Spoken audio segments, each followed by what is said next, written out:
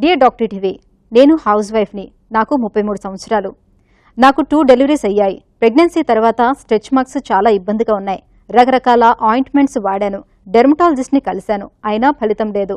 Plastic surgery చేయిస్తే better అని అనుకుంటున్నాను. మీ సలహా ఏంటో తెలియజేయండి అని అడుగుతున్నారు. ఈ ప్రశ్నకు plastic surgeon doctor Bhavani Prasad గారు సమాధానం అందిస్తారు. చాలా మంది వస్తారు నా ఓపీకి ప్రెగ్నెన్సీ స్ట్రెచ్ మార్క్స్ ఉన్నాయి అని చెప్పి.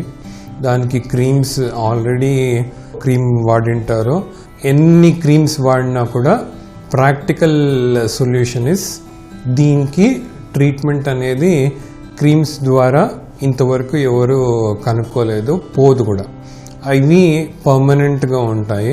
మీరు అనుకున్నట్లు సర్జరీ, ప్లాస్టిక్ సర్జరీ కూడా అంత మంచి ఆప్షన్ కాదు.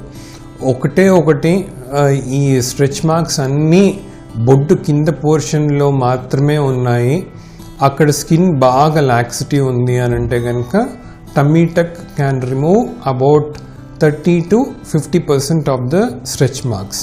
కానీ stretch marks usually it starts below the belly button and goes up above the belly button at least for 5 to 6 centimeters. అందుకు ఆ పైన ఉండే మార్క్స్ ఏవి మనం చేసే సర్జరీ ద్వారా పోవు.